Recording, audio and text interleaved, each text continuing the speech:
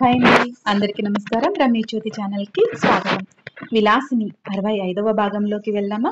ఇది చూసే ముందు భాగాలను చూడడం మర్చిపోవద్దు. ఇక కథలోకి వెళ్దాము. ఇంట్లో పనులన్నీ చేయడానికి పెట్టుకొని ఈ వంట పని మాత్రం నేను చేస్తాను అని అంది పార్వతమ్మ. కిషోర్ ఏమీ మాట్లాడలేకపోయాడు. ఏదైనా అంటే స్వాతి ప్రతి విషయంలో ఇక స్వప్నతో పోటీ పెట్టుకుంటుంది కాబట్టి స్వప్నకి ఏమీ చెప్పలేనప్పుడు స్వాతిని చేయాలని చెప్పడం సబబు కాదు అనుకుని, సరే అమ్మా, ఎందుకు ఈ గోలంతా, పనమ్మాయిని చూస్తాలే అని అన్నాడు కిషోర్.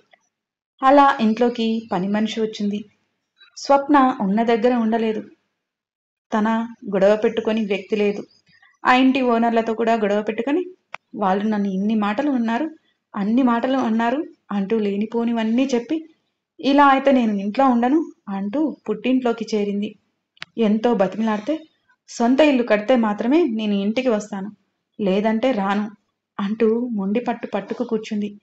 అలా కిషోర్ ఇంకా హర్ష ఇద్దరు కలిసి లోన్ తీసుకుని ఇల్లు కట్టారు. ఆ లోన్ తీర్చడానికి మాత్రం ఒప్పుకుంది స్వప్న. మిగిలిన డబ్బులన్నీ తన చేతికి ఇవ్వాల్సిందే. స్వప్న వచ్చిన దగ్గర నుండి తల్లికి 1 రూపాయి కూడా ఇచ్చింది లేదు హర్ష. చాలా విషయాల్లో కిషోర్ నెట్టుకు వచ్చాడు. ఆ విషయం చెప్తే స్వప్న ఎన్నడూ ఒప్పుకోలేదు. పెళ్లి చేసుకున్న మొదట్లోనే హర్ష కాలేజీలో పనిచేయడానికి అస్సలు ఒప్పుకోలేదు స్వప్న. అలా హర్ష ఒక సాఫ్ట్వేర్ కంపెనీలో జాబ్ చూసుకుని కాలేజీని వదిలేయాల్సి వచ్చింది. అక్కడ ఉంటే వేరే అమ్మాయిల జీవితాలు ఎక్కడ నాశనం అవుతాయో, అక్కడ ఉండేదంతా అమాయకమైన ఆడపిల్లలు, మానసిక పరిపక్వత లేని వాళ్ళు, పై పొంగులకు లొంగిపోయేవాళ్ళు. అది ఎప్పటికైనా ప్రమాదం అనుకున్న స్వప్న హర్షని వాళ్లకు దూరంగా ఉండేలా చేసింది. స్వప్న ఏదంటే అదే. ఎదురు తిరిగే అవకాశం లేదు హర్షకి. అలా స్వప్నకి పూర్తిగా లొంగిపోయాడు. స్వప్న చేతిలో ఒక మరబొమ్మలాగా మిగిలిపోయాడు హర్ష. హర్ష చెయ్యి మొత్తం మంటగా ఉండడంతో అబ్బా అనుకుని చెయ్యి వైపుకు చూసుకుంటూ అలా గతం నుండి బయటికి వచ్చాడు హర్ష. దోమలు మొత్తం ముసురుకొని కుడుతూ ఉన్నాయి చెయ్యి పైన. చుట్టూ చూశాడు. పక్కింటి ముసలావిడ తన వైపే చూసి ముసిముసిగా నవ్వుకుంటూ ఉంది. అది చూసిన హర్షకి చిరాకు వేసింది. ముసలిదానికి ఏమీ పనిలేదు, ఎప్పుడు చూసినా పక్కింటి వాళ్ళ మీదే ధ్యాసంతా అనుకుని స్వప్నపై కోపం వచ్చి తలుపు దగ్గరికి వెళ్ళి కొట్టబోయాడు.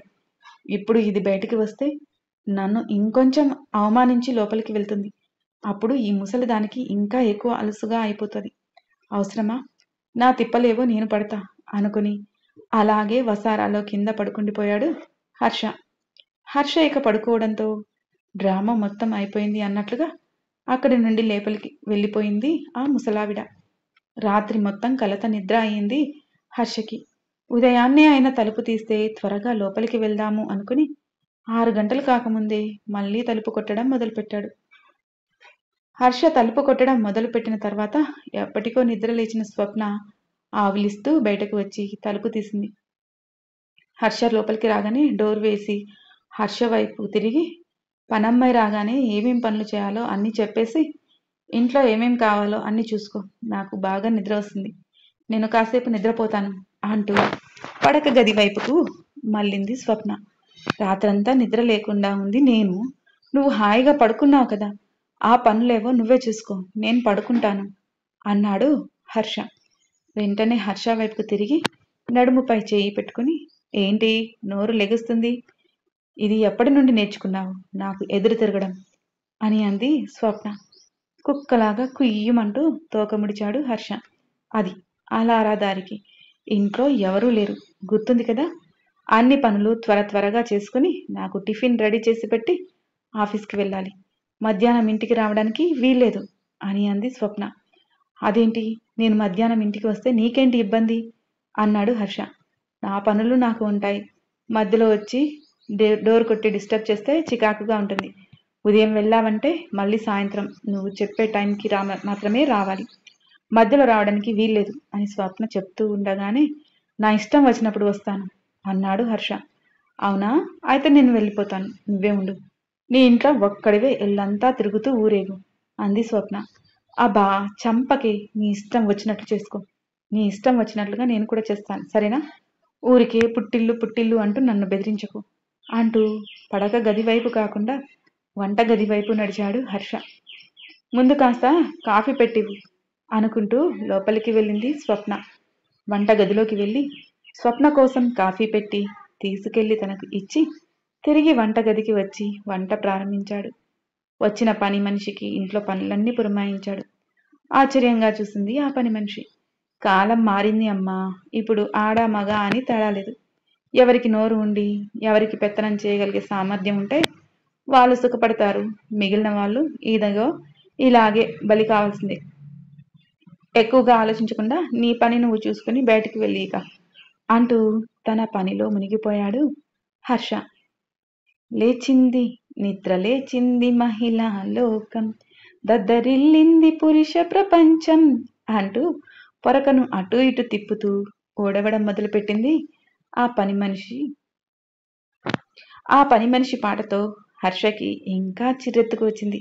బయటకు వచ్చి తనను తిడితే ఇప్పుడు మగాళ్ళు వట్టి మాయగాళ్ళు అంటూ ఎక్కడ పాట మొదలు పెడుతుందో అనుకున్న హర్ష ఆ ప్రయత్నాన్ని విరమించుకుని తన పనిలో మునిగిపోయాడు. స్వప్నకి కావలసినవి అన్నీ ఏర్పాటు చేసి అక్కడి నుండి వెళ్ళిపోయాడు ఆఫీస్కి హర్ష. సాయంత్రం స్నేహితురాల దగ్గరికి వెళ్ళింది స్వప్న. తన ఇంట్లో జరిగిందంతా వాళ్లకు చెప్పి ఒకటే నవ్వు స్వప్న. పాపమే హర్ష సార్ అంది ఉష. ఏంటి నువ్వేనా ఇలా మాట్లాడుతుంది? ఒక్కసారి అమృత మేడంని గుర్తు చేసుకో. మనకు తెలిసి అమృత మేడం మిగిలిన వాళ్ళ గురించి మనకు తెలియదు. వాళ్ళు ఎంత అమాయకురాల్లో ఎలా బలి అయ్యారో కూడా మనకు తెలియదు. అలాంటి వాడిపై నువ్వు అస్సలు జాలి చూపించకు అని అంది స్వప్న. ఇంకా ఎన్నాళ్ళే అడిగింది ఉష స్వప్నని. నేను అనుకున్న పని ఇంకా అవ్వలేదు అంది స్వప్న. ఇంకా ఎన్ని డబ్బులు కావాలి అడిగింది సృజన. చాలా కావాలి, చాలా అంటే చాలా కావాలి అంది స్వప్న కొంచెం దిగులుగా. ఏమీ కాదులేవే, అంతా అనుకున్నట్లే అవుతుంది అంటూ స్వప్నని సముదాయించింది సృజన. అప్పుడే అక్కడికి వయ్యారం వచ్చారు. వయ్యారంని చూసిన స్వప్న, వచ్చాడే గురుడు, ఉంటాను, వీలైతే కలుస్తాను, లేదంటే మళ్ళీ రేపే అంటూ వయ్యారం వైపుకు మళ్ళింది స్వప్న. ఏంటి వయ్యారం, అనుకున్నదంతా సజావుగా జరిగిపోయిందా అడిగింది స్వప్న. జరిగిపోయినట్లే, ఇక నన్ను వదిలేస్తావా అన్నాడు వయ్యారం. మన దగ్గరికి వచ్చాక వదలడం అంటూ జరగదు. చేతికి చిక్కుకున్న చేపను వదిలేసే అంత పిచ్చిదాన్ని నేను కాదు అంది స్వప్న. నువ్వు ఇలా చేపలకు వల వేసే జాలరి అని తెలియక వచ్చి నీ వలలో చిక్కుకున్నాను. క్షణక్షణం భయంగా గడుపుతున్నాను అన్నాడు వయ్యారం. ఏం పర్వాలేదు, నీ భయాన్ని మరొకరికి కూడా పంచు. అలా పంచడం ద్వారా నీ భయం కొంచెం కొంచెంగా తగ్గిపోతుంది, సరేనా అంది స్వప్న. పాపం వాడు అన్నాడు వయ్యారం. అది కాదు నువ్వు అనాల్సింది, పాపం నేను అనుకోవాలి అంది స్వప్న. కొనసాగుతుంది. మీకు ఈ కథ నచ్చినట్లయితే లైక్ చేయండి, షేర్ చేయండి. మరిన్ని నా కథలను మిస్ కాకుండా ఉండడం కోసం వెంటనే నా ఛానల్ని సబ్స్క్రైబ్ చేసుకోండి. ఈ కథపై మీ అభిప్రాయాలు తెలియజేయడం మర్చిపోవద్దు. మరో భాగంతో మీ ముందుకు వస్తాను. మీరు అన్ని